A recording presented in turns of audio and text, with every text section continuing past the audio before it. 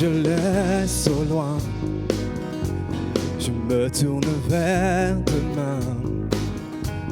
À toi je remets mon être entier, Jésus. Mes mains sont tendues vers toi, croyant que tout vient de toi. Je sais que tout ce que tu as pour moi est bon, si bon, car voici le jour que tu as fait. Il est pour moi un sujet de joie. Voici le jour que tu as fait. Il est pour moi un sujet de joie. Non, je n'aurai pas peur pour demain. Mon espérance est en toi. Car voici le jour. Voici le jour.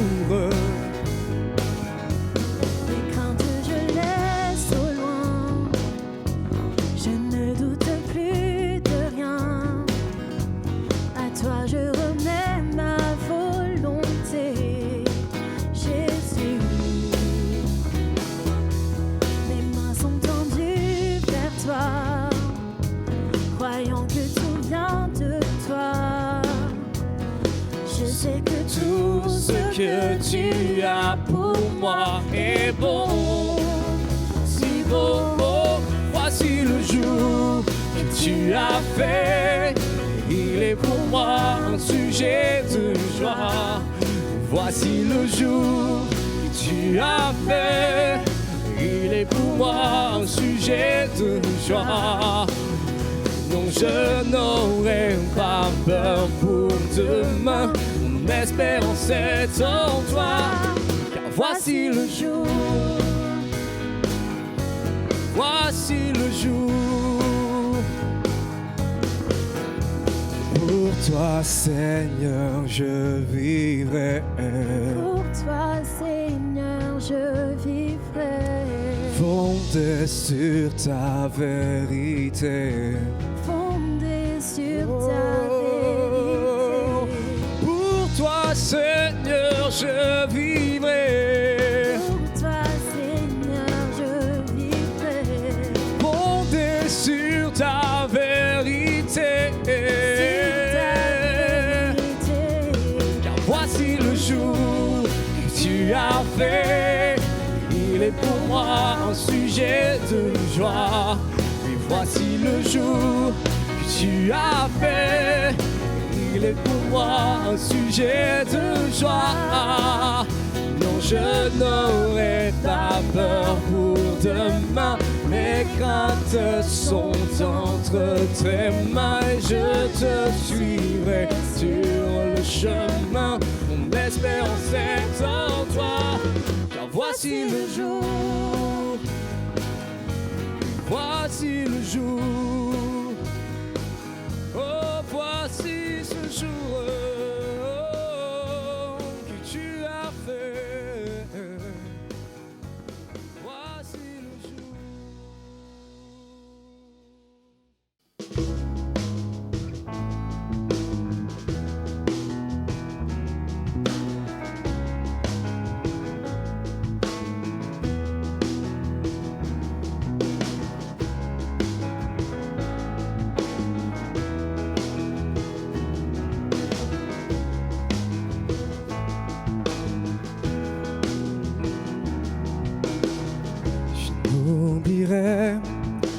Qu'une de tes merveilles. Par l'exode, tu vas affranchir mon cœur. Tu m'as trouvé, libéré, ouvert la mer pour me délivrer. Oh Yahweh, Seigneur, tu combats pour moi. Dieu, la victoire est en toi. Alléluia, Alléluia. Tu as déchiré la mer et m'as guidé à travers. Alléluia, Alléluia. Oh.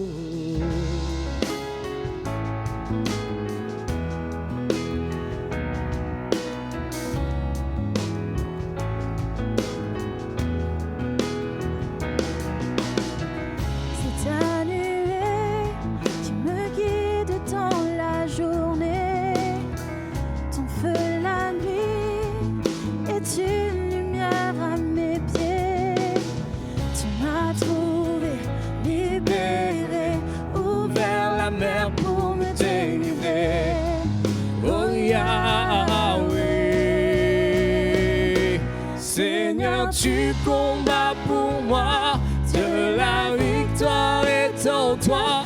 Alléluia. Alléluia. Tu as déchiré la mer et m'as guidé à travers. Oh, alléluia. Seigneur, tu combats pour moi. Dieu, la victoire est en toi. Alléluia. Alléluia. Tu as déchiré la mer et m'as guidé à travers. Alléluia. Alléluia. Oh, oh,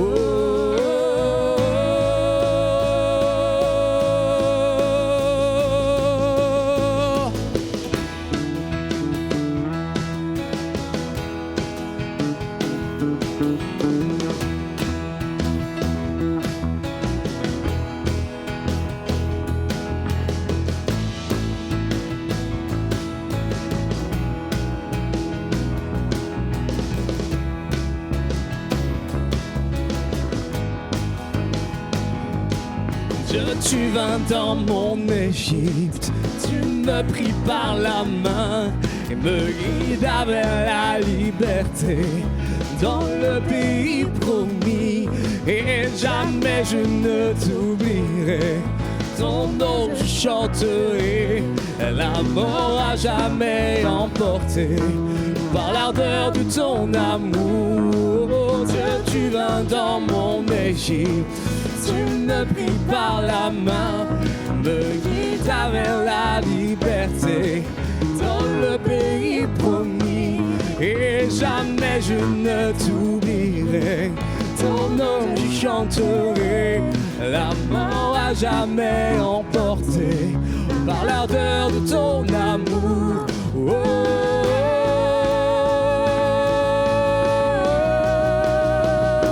Seigneur, tu combats pour moi. Dieu, la victoire est en toi. Alléluia. Alléluia. Oui, tu as déchiré la mer et m'as guidé à travers. Alléluia. Alléluia. Seigneur, tu combats. Seigneur, tu combats pour moi. Dieu, la victoire est en toi. Alléluia. Alléluia. Tu as déchiré la mer et m'as guidé à travers. Alléluia. Alléluia. Seigneur, tu combats pour moi. Dieu, la victoire est en toi. Alléluia. Alléluia. Tu as déchiré la mer et m'as guidé à travers. Alléluia. Alléluia. Dieu de gloire, je t'adore, ton nom s'élève en majesté de mes lèvres, je célèbre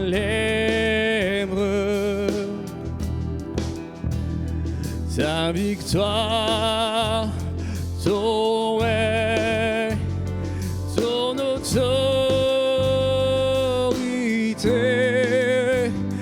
Digne es-tu, agneau de Dieu. Digne es-tu, agneau de Dieu. Tous les autres chansons acclament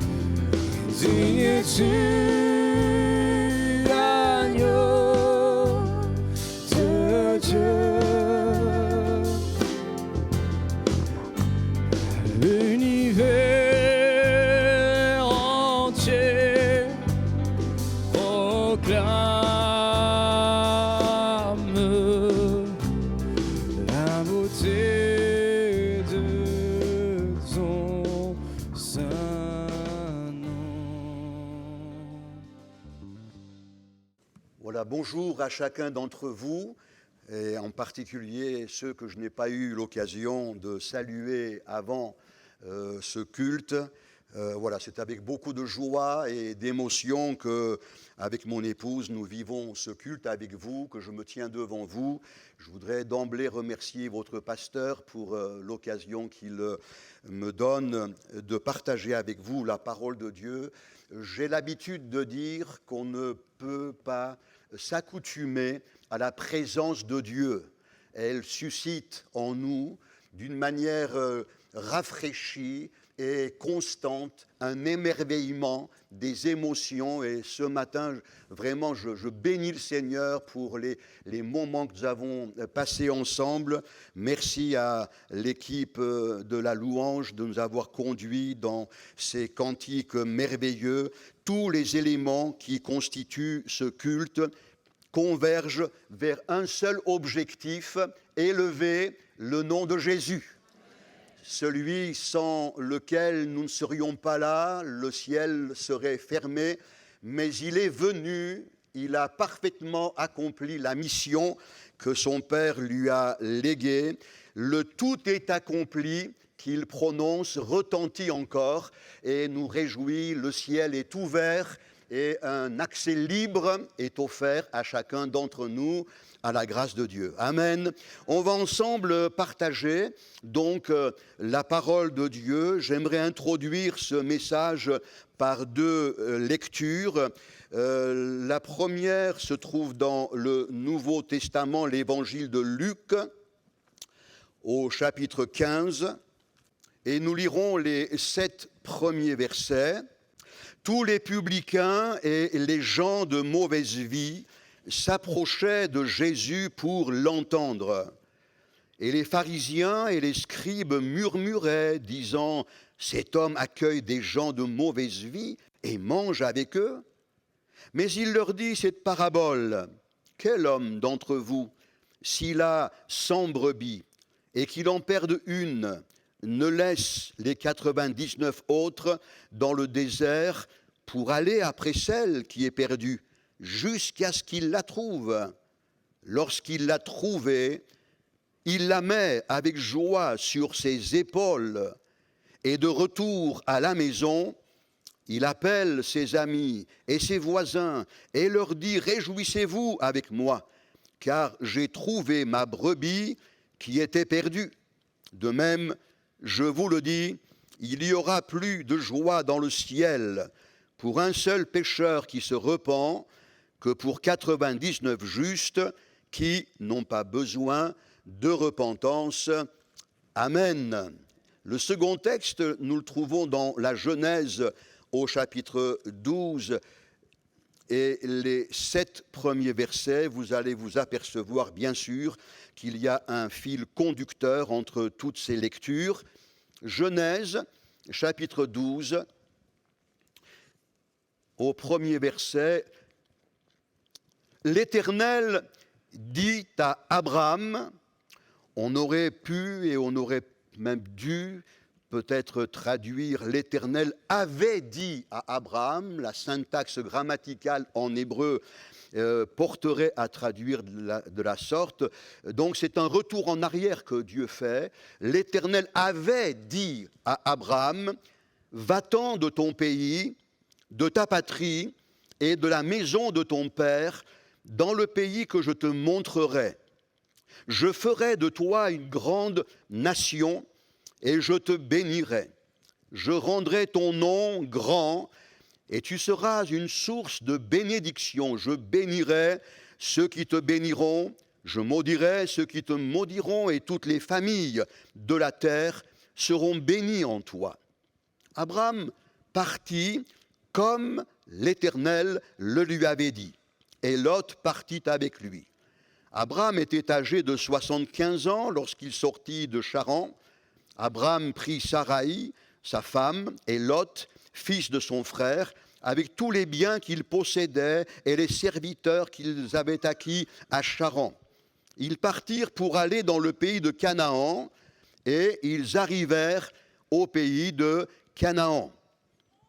Et voici 2 versets sur lesquels j'aimerais insister ce matin en particulier, Abraham parcourut le pays jusqu'au lieu nommé Sichem, jusqu'aux chênes de Morée. Les Cananéens étaient alors dans le pays. L'Éternel apparut à Abraham et dit, « Je donnerai ce pays à ta postérité. » Et Abraham bâtit là un autel à l'Éternel qui lui était apparu. Amen. On va donc introduire ce message, frères et sœurs, par cette expérience absolument marquante que Abraham, un Chaldéen, un homme qui était le fruit d'une éducation païenne à Ur, il était dans une ignorance totale de Dieu, du seul Dieu vivant et vrai, et puis Dieu se révèle à lui, comme vous le savez, et lui ordonne de quitter la maison, la famille, son père et tout ce contexte où il avait grandi et d'aller dans le pays que le Seigneur lui montrerait. Il s'en va, mais j'ai presque envie de dire que c'est un faux départ. Il s'en va, mais sous la gouvernance de son père Térakh, de qui l'Éternel avait dit qu'il devait s'éloigner. C'est Térakh qui prend la direction. Ils arrivent à Charan parce que c'est la région où une prospérité économique était envisageable. Ils y restent 15 ans. En tout cas, Abraham y passe 15 ans et à un moment donné, il y a comme le retour de ce que Dieu lui avait dit 15 ans au préalable. Et là, la Bible, nous l'avons lu, nous dit, Abraham partit comme l'Éternel l'avait dit. On est toujours béni, on est toujours gagnant à aller dans la direction que Dieu nous indique parce que ses plans sont parfaits et ils sont merveilleux, que son nom soit béni. Et donc, il arrive par le nord et il entre dans le pays de Canaan par le nord, il inspecte, il sait qu'il est maintenant sur le territoire promis et la Bible nous dit dans les versets 6 et 7 qu'arrivé à Canaan, il trouve un lieu nommé Sichem.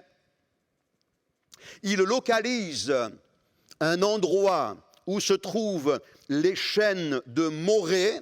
On pourrait traduire cela au singulier, le chêne de Morée. Il se rend compte que le pays est déjà occupé par des Cananéens.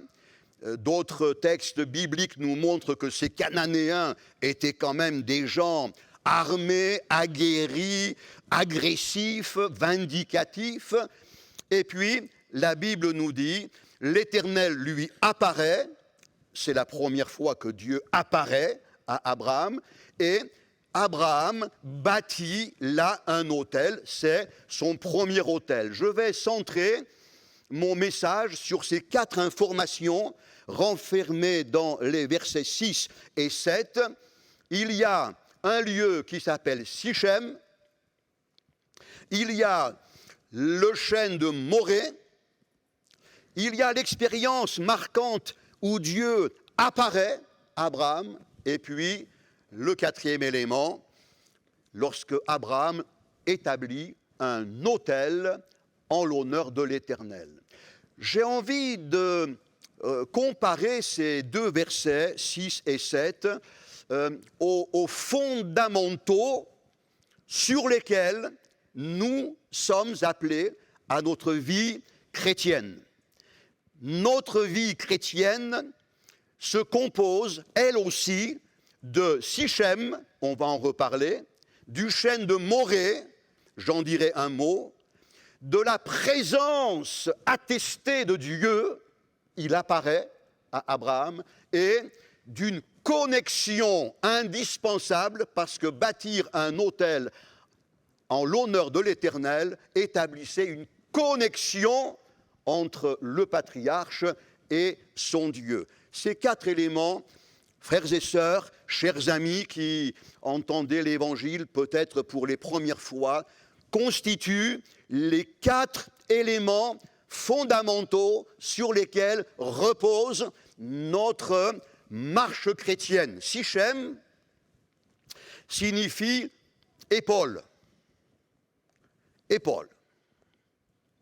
C'est pourquoi j'ai voulu absolument que nous lisions cette parabole de Jésus où il est aussi question des épaules lorsque, rappelez-vous, le berger, s'apercevant qu'il lui manque une brebis, malgré la nuit, malgré le froid, malgré l'épuisement de toute une journée d'activité, aimant sa brebis perdue à tel point qu'il s'en va à sa recherche, il l'appelle, il explore les reliefs de l'arrière-pays jusqu'à ce qu'il entende un semblant de gémissement, il localise sa brebis, il la trouve, et l'Évangile nous dit qu'il la prend, il la met sur ses épaules, et avec joie, il va réveiller ses amis, réjouissez-vous avec moi, ma brebis qui était perdue est retrouvée. Et j'aimerais que ce tableau du berger portant sa brebis sur ses épaules vienne comme éclairer un cœur ce matin, afin que nous comprenions que notre vie chrétienne, nous devons la vivre sur les épaules du Seigneur. Sur les épaules de celui qui s'est révélé un jour à nous. Du jour où je l'ai rencontré, du jour où j'ai publiquement confessé ma décision dans les eaux du baptême de suivre Jésus, jusqu'au dernier souffle de mon parcours terrestre, je veux rester sur les épaules du bon berger. Est-ce que tu es sur ses épaules? Ce mot, Sichem, en hébreu, je vérifie mes notes parce que je ne suis pas un expert, c'est Shechem, contient 3 notions. La force, le soutien et l'autorité.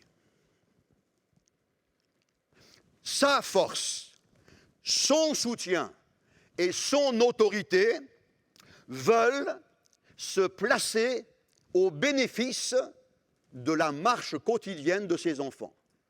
Nous sommes appelés à bénéficier de la force que Dieu communique, de son soutien dans les moments de défaillance, parce que je ne sais pas vous, mais moi j'en ai, et j'ai besoin de son soutien et de son autorité pour affronter tranquillement, sereinement et avec une espérance imperturbable les aléas et les épreuves de l'existence. Force, soutien, autorité se trouvent sur les épaules du Seigneur.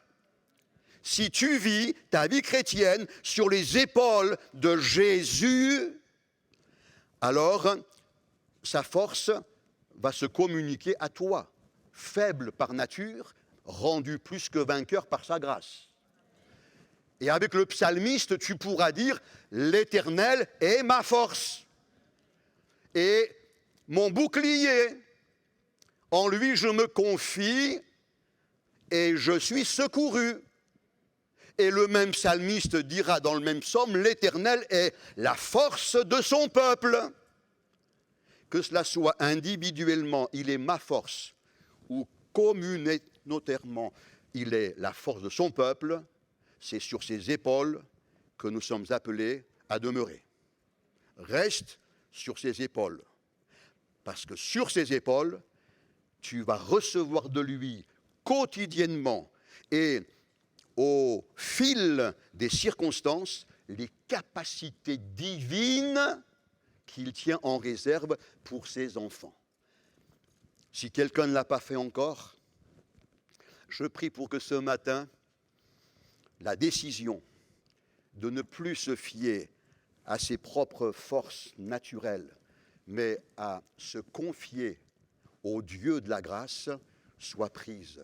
Décide ce matin de ne plus marcher avec tes forces, en te confiant sur tes muscles. Décide ce matin de comprendre, parce que ce n'est que du réalisme, de comprendre que la force de caractère, les ressources psychologiques, l'énergie, le courage naturel, tout cela sera toujours insuffisant pour te mener à une marche victorieuse. C'est sur les épaules du Seigneur que tu seras fort. Amen. Nous voulons vivre notre vie chrétienne sur ses épaules. Que Dieu soit béni. On est quand même bouleversé par plusieurs textes dans la parole de Dieu qui attestent que la marche chrétienne, c'est un miracle permanent. Écoutez ce que dit l'apôtre Paul. Nous sommes pressés de toute manière, mais non réduits à l'extrémité. Dans la détresse, mais non dans le désespoir. Persécutés, mais non abandonnés. Abattus, mais non perdus. Que le Seigneur soit béni. Il fera mention de certaines séquences très difficiles, très compliquées, par lesquelles il passe. Il est objectif. Il nous donne de comprendre que la vie chrétienne, ce n'est pas une promenade touristique. Il y a des moments où il est pressé, où il est persécuté, où son moral est en berne, il est abattu, il est même dans des situations de détresse. Mais, dit-il, et on bénit Dieu pour ce mais il est porté par le Seigneur. Quel est le secret de tous ces chrétiens jusqu'à nous aujourd'hui? On parlait de la persécution que 380 millions de chrétiens aujourd'hui endurent en raison du nom de Jésus. Comment se fait-il que ces hommes, ces femmes vont de l'avant, persistent, persévèrent, servent le Seigneur? Il y a quelque chose, quelqu'un qui les porte sur ses épaules. C'est ce qui doit nous rassurer ce matin. Si tu es sous les épaules du bon berger, tu es fort, tu es soutenu et tu es investi d'une autorité telle que tu pourras dire « Je puis tout par celui qui me fortifie ». Que le Seigneur soit béni. C'est le premier élément. La marche chrétienne, c'est la marche de la foi qui nous permet de nous confier non pas dans nos forces propres, mais dans les forces du Seigneur. Nous sommes sur ses épaules. Que Dieu soit béni. En parlant de cet élément, on ne peut pas ne pas penser aux prescriptions que Dieu avait données à Moïse concernant le culte lévitique et entre autres concernant la tenue du souverain sacrificateur. On peut être surpris de la minutie et des détails que Dieu donne dans la confection du tabernacle, des ustensiles, tous les composants de cette structure qui permettait de rendre un culte à l'Éternel, et en parlant même de la tenue vestimentaire. Alors, on ne va pas alourdir nos lectures, cependant, il y a un détail que j'aimerais relever, s'agissant de la tenue du souverain sacrificateur. Il est écrit ceci dans le livre de l'Exode. Je vous le lis simplement sans que nous ne le cherchions. On entoura de montures d'or des pierres d'onyx, sur lesquelles on grava les noms des fils d'Israël comme on grave les cachets. On les mit sur les épaulettes de l'éphod en souvenir des fils d'Israël, comme l'Éternel l'avait ordonné. On fit le pectoral artistement travaillé, du même travail que l'éphod, d'or, de fil bleu, pourpre et cramoisi et de fin lin retors. Il était carré. On fit le pectoral double, sa longueur était d'un empan et sa largeur d'un empan, il était double. On le garnit de 4 rangées de pierres Première rangée, une sardoine, une topaze, une émeraude. Seconde rangée, une escarboucle, un saphir, un diamant. Troisième rangée, une opale, une agate, une améthyste. Quatrième rangée, une chrysolite, un onyx, un jaspe. Ces pierres étaient enchâssées dans leur monture d'or. Il y en avait 12, d'après les noms des fils d'Israël. Elles étaient gravées comme des cachets, chacune avec le nom de l'une des 12 tribus d'Israël. C'est intentionnellement, bien sûr, que Dieu donne toutes ces prescriptions, et notamment celle de graver les noms des tribus d'Israël sur 2 pierres d'onyx qui servaient d'agrafe et de jointure à l'éphod. La partie antérieure et postérieure étaient solidarisées entre elles au niveau des épaules du souverain sacrificateur, et sur sa poitrine, on pourrait dire sur son cœur, il y avait aussi des pierres précieuses incrustées, gravées des noms des 12 tribus d'Israël. Et une fois par an, lorsque le souverain sacrificateur était autorisé à entrer dans le lieu très saint avec le sang d'un sacrifice innocent, dans le but de plaider en faveur du peuple et de réclamer que l'Éternel soit propice et favorable au peuple, alors il portait sur ses épaules les noms des 12 tribus d'Israël. Et la relation est tellement évidente.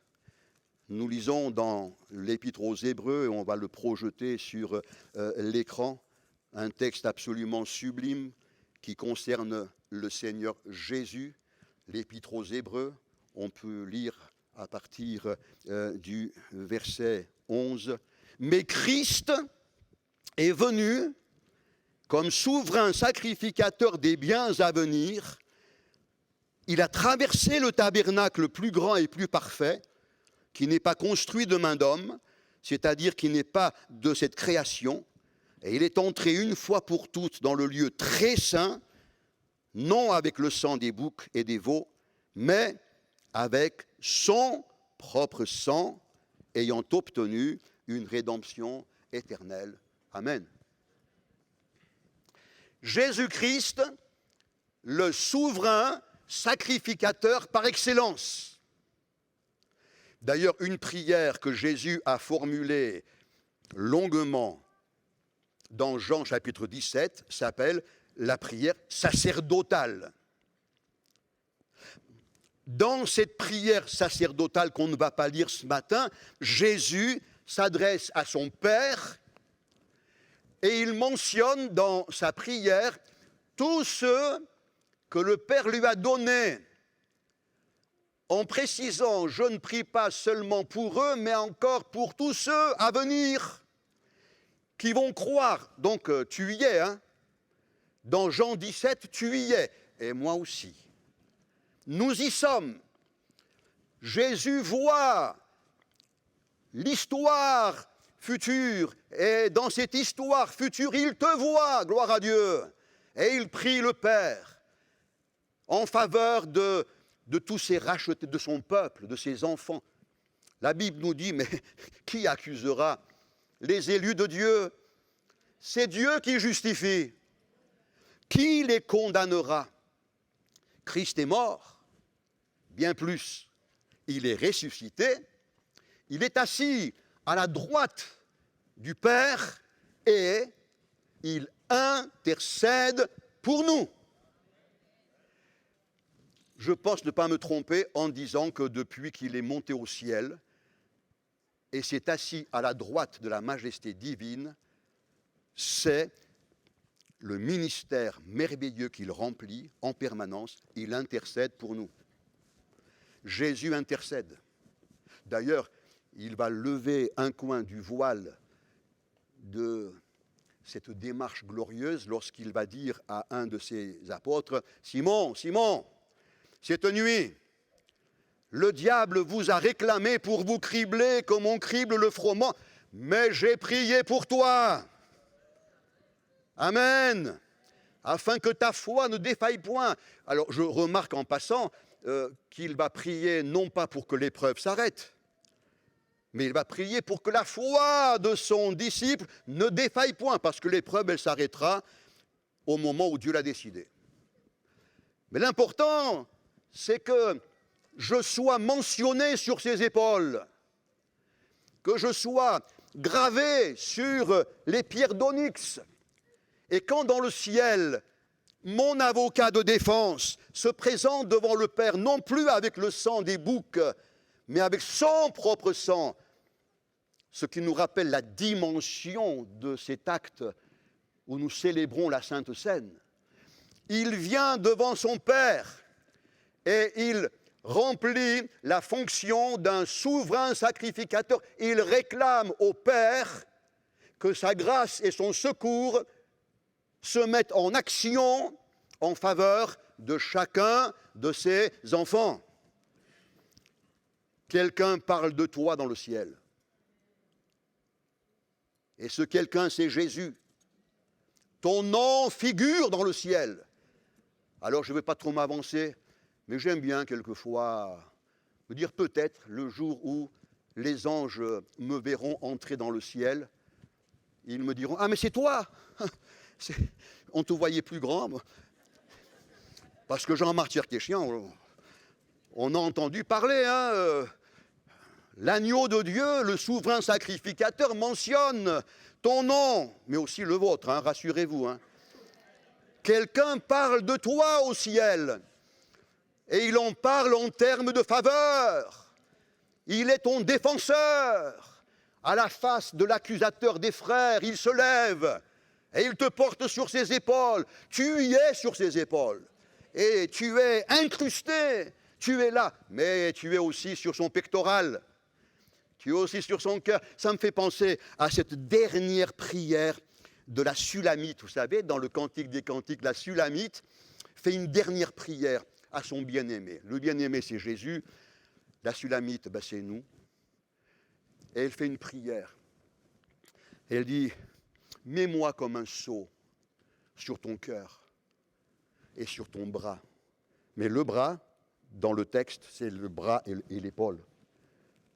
Déjà, elle mentionne cette grâce mystérieuse, bouleversante. Nous sommes comme un sceau sur le cœur et sur la forte épaule du souverain sacrificateur. Quand je prends conscience de cela, mais moi j'ai envie de sauter, de battre le record du monde du saut à la perche, sans la perche, c'est tellement enthousiasmant de savoir que mon bien-aimé Sauveur, non seulement a donné sa vie pour moi, mais qu'il est ressuscité, glorifié, et il ne cesse d'intercéder. Il intercède, c'est le présent de la constance. Il intercède constamment. Quand tu es euphorique ou plutôt au fond de l'abîme, il intercède. Quand tu es le dimanche au culte ou alors au bureau entouré d'incrédules, il intercède. Quand tu te sens fort, quand tu es plein d'assurance ou quand ta foi est dangereusement menacée, il intercède. Et c'est ce qui nous permet de tenir. Amen. Il intercède. Une œuvre constante, merveilleuse, qui est le secret de chaque enfant de Dieu. Ça vaut la peine à la maison de lire en détail ce chapitre 17 de l'Évangile de Jean, cette fameuse prière appelée sacerdotale. Parce que vous verrez qu'il y a dans l'intercession de Christ plusieurs axes qu'on ne va pas développer ici. On va aller un peu plus loin. À Sichem, à côté, Abraham a localisé le chêne de Morée. Le chêne de Morée, Morée signifie le professeur, celui qui enseigne. On pourrait dire donc, c'est le chêne de celui qui enseigne.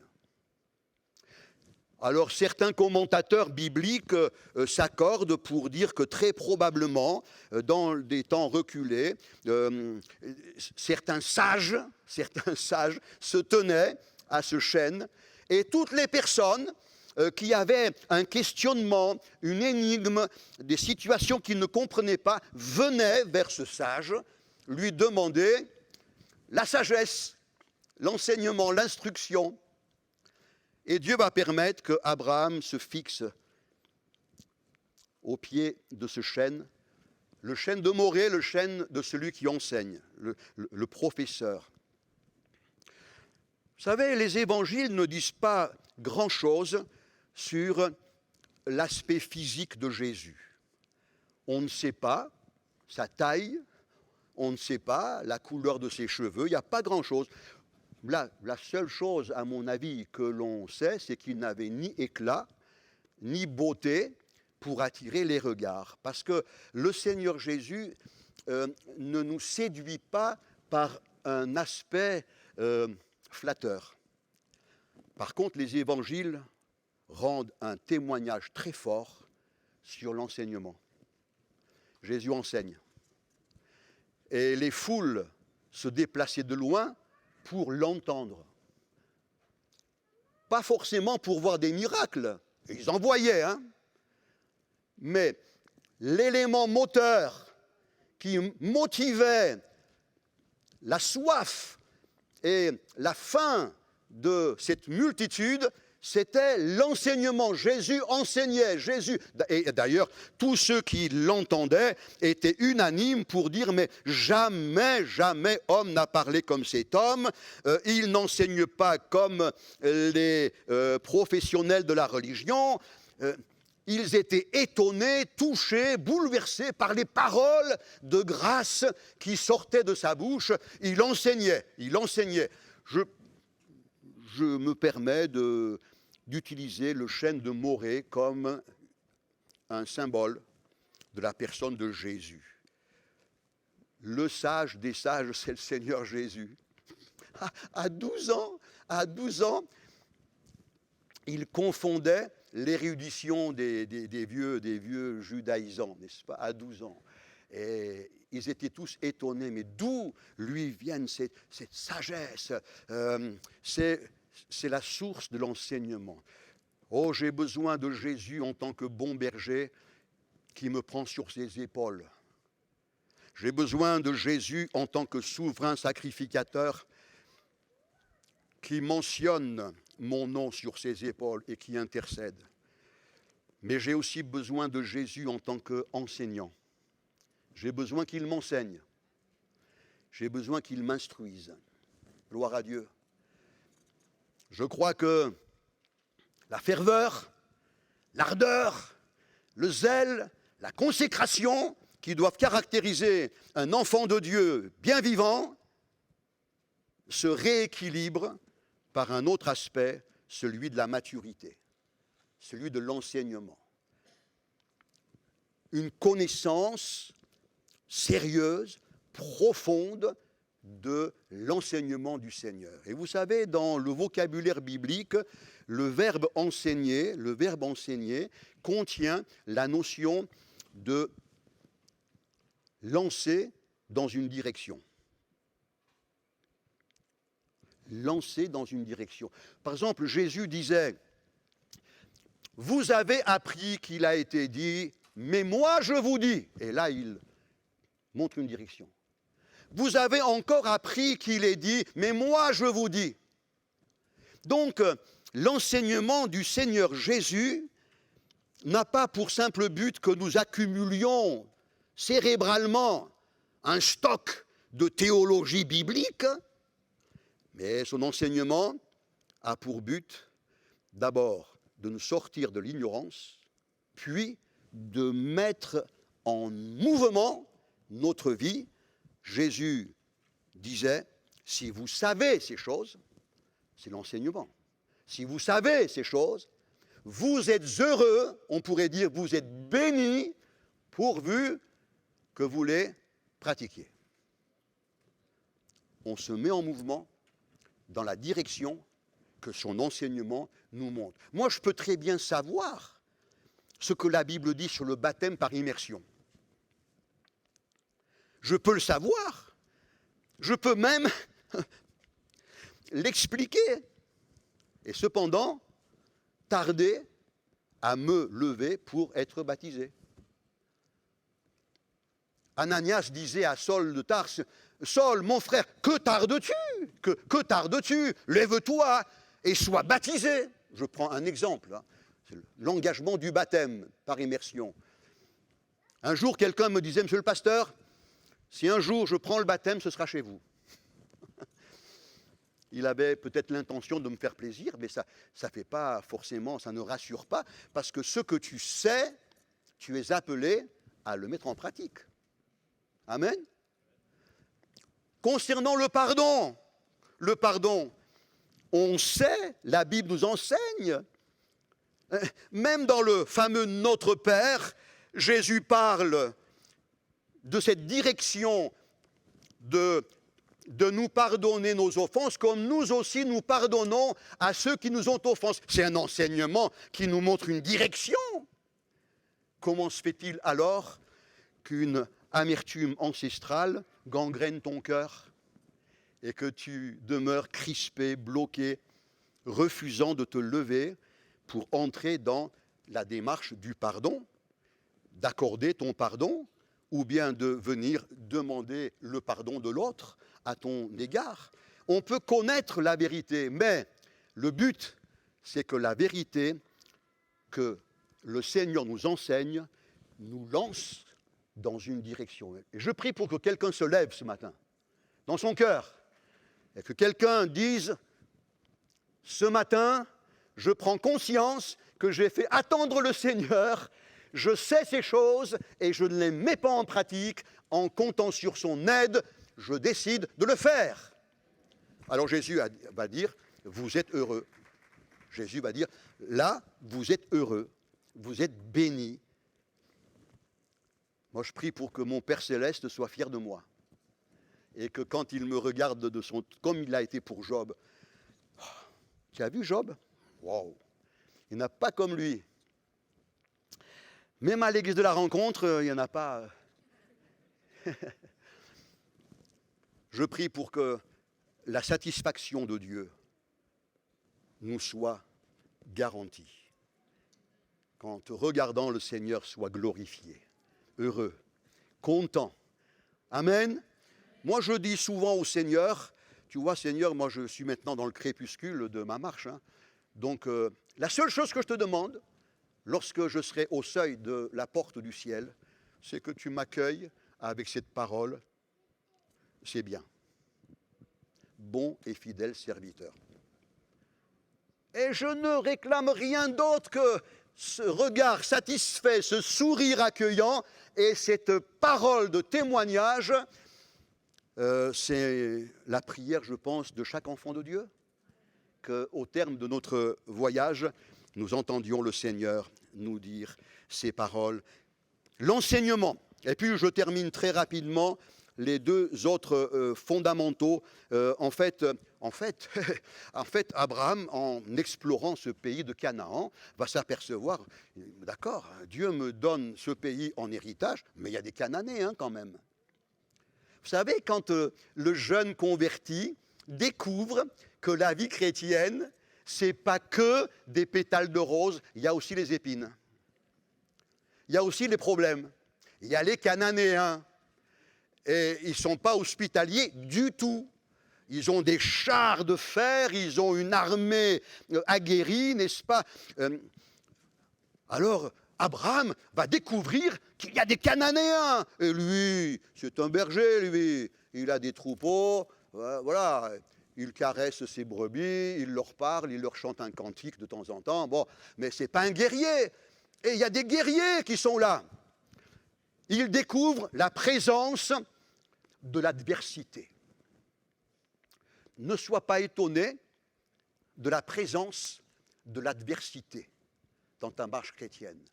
Alors immédiatement, Dieu voit Abraham un peu déstabilisé, et c'est là qu'il est écrit, l'Éternel apparut à Abraham. Et il lui a dit, tu es au bon endroit. Ce pays, je te le donne à toi et à ta postérité. Et si vous permettez une paraphrase, c'est comme si Dieu était en train de dire à Abraham, oui, les Cananéens sont là, mais je suis là aussi. Il apparut à Abraham. Que le Saint-Esprit ce matin rappelle à un cœur que la présence de Dieu est une réalité permanente à tes côtés, plus qu'à tes côtés, en toi. Amen. Dieu est là. Dieu est là. C'est le témoignage final du livre du prophète Ézéchiel.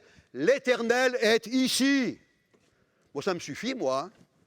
Amen. Tout à l'heure, j'ai vu arriver un grand, le beau brun, là, le grand gaillard, là, presque 2 mètres, et je me suis dit, lui, j'aimerais qu'il soit mon ami. Ça va me rassurer. Hein. Mais j'en connais un qui est encore plus grand, c'est l'Éternel. Et la présence de mon Dieu, réalité indéboulonnable, suffit pour que je regarde mes ennemis et l'adversité, je fais un pas, il recule. Amen. Et devant l'autorité et au son de sa voix, il me conduit dans l'appropriation de mon héritage. Et le dernier élément, mais nous le savons tellement ce point, il est quand même important de le rappeler rapidement. Abraham bâtit un autel à l'Éternel. À partir de là, je le disais, une connexion s'établit. Et tout au long, désormais, tout au long de son histoire, il va entretenir cette connexion. Des années passent. Un jour, il suffit que Dieu dise « Abraham !» Et l'autre répond « Me voici. » Bon, je suis connecté, hein. J'ai du réseau, ça passe. Hein. Me voici. J'aimerais t'encourager, mon frère, ma sœur, à développer ta communion avec Dieu, à enrichir ta relation avec le Seigneur. Oh, prends du temps tous les jours pour le louer, pour le bénir, pour le prier, pour chercher sa présence.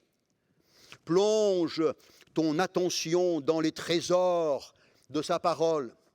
Pénètre-toi des trésors du ciel. Alléluia! Que tu sois pétri, imprégné du divin, dans une relation. Alors bien sûr, l'adversaire va susciter des imprévus, des circonstances pour perturber cette relation. Mais toi, persévère, établis un autel, établis une relation permanente, personnelle, intime. Ah, au fait, c'est pas Abraham qui a été appelé l'ami de Dieu? Moi, j'aimerais être l'ami de Dieu. Nous sommes tous appelés à entrer dans cette dimension de communion, de relation privilégiée avec le Seigneur.